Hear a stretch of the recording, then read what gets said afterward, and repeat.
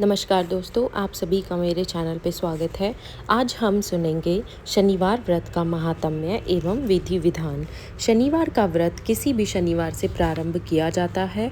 वैसे श्रावण मास के तीसरे शनिवार से यह व्रत प्रारंभ करना अधिक हितकर रहता है। यह व्रत लगातार 33 शनिवारों तक रखा जा सकता है। शनिदेव की टीन की चादर की बनी मूर्ति की पूजा की जाती है। घर अथवा मंदिर की अपेक्षा पीपल अथवा शमी वृक्ष के नीचे मूर्ति रखकर पूजा करना अधिक लाभदायक काजल रहता है। तेल में घोलकर और उस घोल में रंगे चावल से 24 दल कमल बनाकर उसके मध्य लोहे अथवा टीन की शनि देव की मूर्ति बनी रखकर पूजा करने का है। शनिदेव की पूजा में काले रंग के फूलों, सरसों के तेल के दीपक और लोहे के पात्रों का प्रयोग तो करें ही, अन्य वस्तुएं भी जहां तक संभव हो काले रंग की ही प्रयोग करें। जिस वृक्ष के नीचे बैठकर आपने पूजा की है उसके तने पर सूत अथवा धागे को 7 बार लपेटने से शनिदेव परम प्रसन्न होते हैं। शनिदेव के निमित्त सरसों के तेल, लोहे की वस्तुओं, काले तिलों, काले उड़द, तांबे के सिक्कों, काले वस्त्र और भैंस अथवा काली गाय का दान किया जाता है। यह दान ब्राह्मण के स्थान पर भड्डरी को दिया जाता है और वह भी मध्याह्न के 12 बजे। कोणस्थ, पिंगल, कृष्ण, वभ्रु, रौद्रांतक, यम, सौर, शनैश्चर, मंद और पिपला शनिदेव के 10 नाम हैं। पूजा के बाद इनके साथ नमः लगाकर 10 बार शनिदेव को नमन करके और उनके मंत्र ओम शन शनैश्चराय नमः की एक माला जपने का शास्त्रीय विधान है। वैसे अधिकांश व्यक्ति तो शनिदेव की पूजा तक नहीं करते, पीपल पर एक लोटा जल चढ़ाकर ही पूजा को पूर्ण मान लेते हैं। शनिवार व्रत कथा। एक बार सूर्य, चंद्रमा, मंगल, बुध, बृहस्पति, शुक्र, शनि, राहु और केतु इन 9 ग्रहों में आपस में विवाद हो गया कि हम सब में सबसे बड़ा कौन है। सब अपने आप को बड़ा कहते थे। जब आपस में कोई निश्चय न हो सका तो सबके सब आपस में झगड़ते हुए इंद्र के पास गए और कहने लगे, आप सब देवताओं के राजा हो, इसलिए आप हमारा न्याय करके बतलाओ कि हम 9 ग्रहों में सबसे बड़ा कौन है। राजा इंद्र इनका यह प्रश्न सुनकर घबरा गए और कहने लगे कि मुझ में यह सामर्थ्य नहीं है जो किसी को बड़ा या छोटा बतलाऊं। मैं अपने मुख से कुछ नहीं कह सकता। हाँ, यह एक उपाय है। इस समय पृथ्वी पर राजा विक्रमादित्य सबसे अच्छा और सटीक न्याय करने वाला है, इसलिए तुम सब उन्हीं के पास जाओ, वह सही निर्णय कर देंगे। इंद्र के ये वचन सुनकर सभी ग्रह देवता भूलोक में राजा विक्रमादित्य की सभा में आकर उपस्थित हुए और अपना प्रश्न राजा के सामने रखा। राजा विक्रमादित्य उनकी बात सुनकर बड़ी चिंता में पड़ गए कि मैं अपने मुख से किसको बड़ा और किसको छोटा बतलाऊं। जिसको छोटा बतलाऊंगा वही क्रोध करेगा। उनका झगड़ा निपटाने के लिए राजा ने एक उपाय सोचा।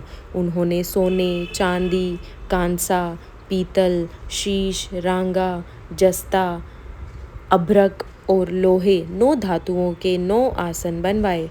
सब आसनों को क्रम से जैसे सोना सबसे आगे और लोहा सबसे पीछे बिछाए गए। इसके पश्चात राजा ने सब ग्रहों से कहा कि आप सब अपने अपने आसनों पर बैठिए।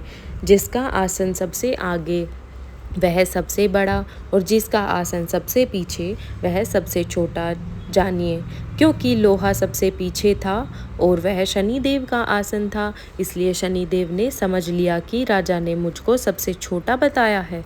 इस पर शनिदेव को बड़ा क्रोध आया और कहा, हे राजा, तू मेरे पराक्रम को नहीं जानता। सूर्य एक राशि पर 1 महीना, चंद्रमा 2.25 दिन, मंगल 1.5 महीना, बृहस्पति 13 महीने, बुध और शुक्र 1 महीने, राहु और केतु दोनों उल्टे चलते हुए केवल 18 महीने एक राशि पर रहते हैं, परंतु मैं एक राशि पर 2.5 अथवा 7.5 साल तक रहता हूँ। बड़े बड़े देवताओं को भी मैंने भीषण दुख दिया है। राजन सुनो, राम जी को 7.5 आई और वनवास हो गया। रावण पर आई तो राम और लक्ष्मण ने लंका पर चढ़ाई कर दी, रावण के कुल का नाश कर दिया। हे राजा, तुम अब सावधान रहना।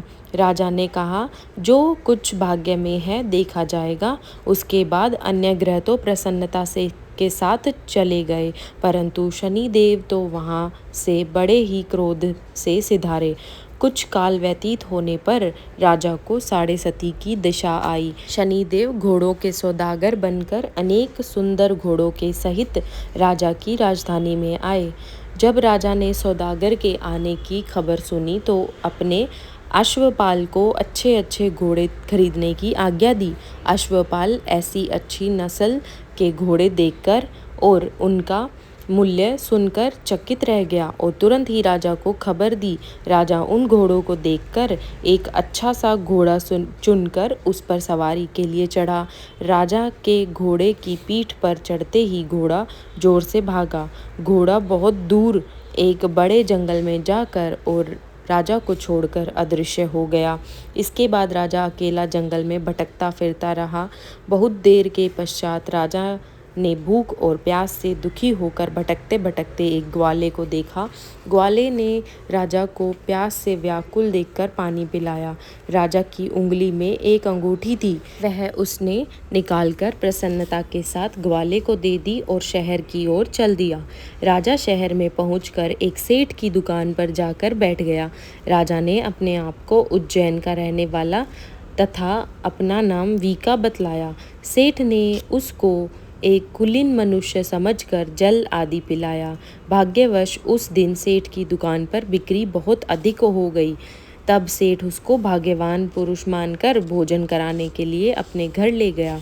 भोजन करते समय राजा ने एक आश्चर्य की बात देखी कि एक खूंटी पर हार लटक रहा है और वह खूंटी उस हार को निगल रही है।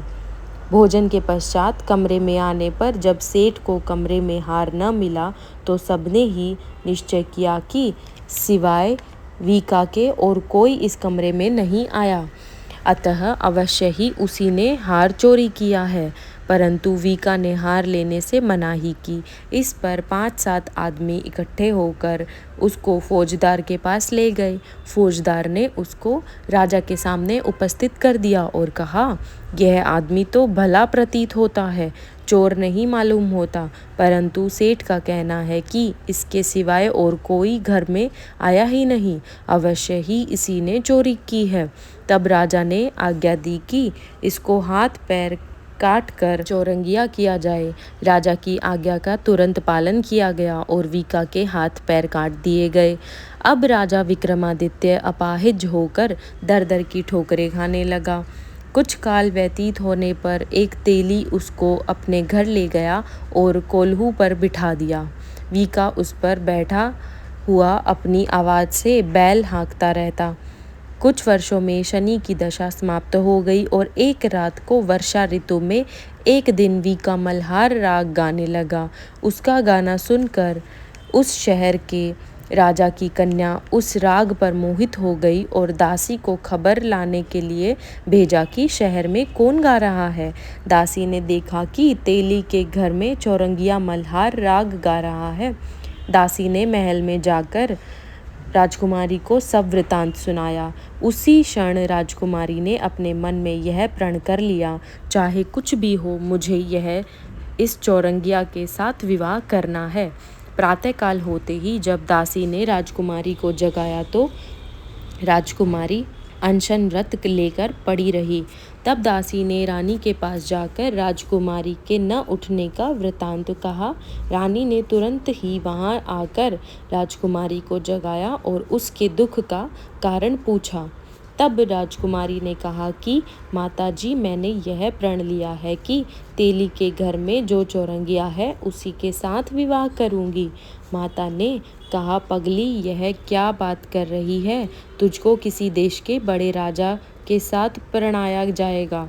कन्या कहने लगी कि माताजी, मैं अपना प्रण कभी नहीं तोड़ूंगी। माता ने चिंतित होकर यह बात राजा को बताई।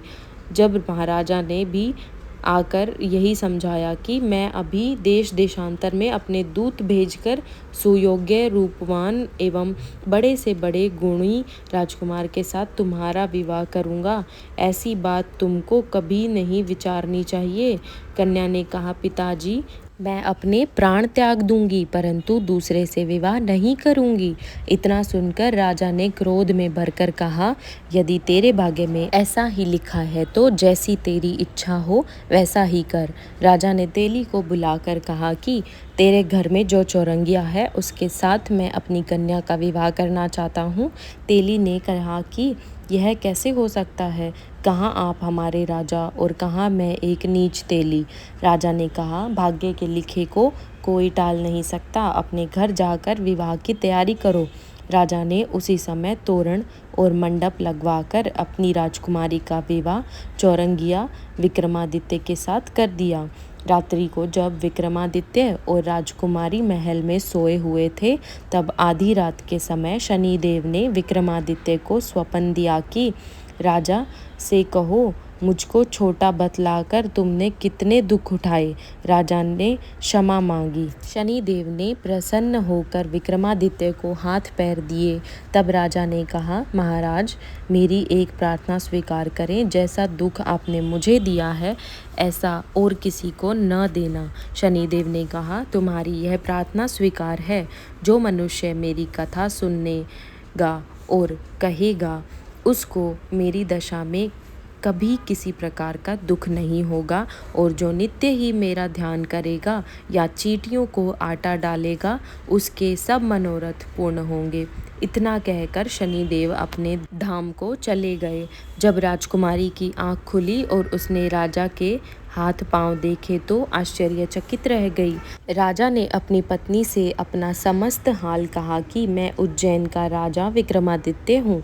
यह बात सुनकर राजकुमारी अत्यंत प्रसन्न हुई। प्रातःकाल राजकुमारी से उसकी सखियों ने पूछा तो उसने अपने पति का समस्त वृतांत कह सुनाया। तब सब ने प्रसन्नता प्रकट की और कहा कि ईश्वर ने आपकी मनोकामना पूर्ण कर दी है।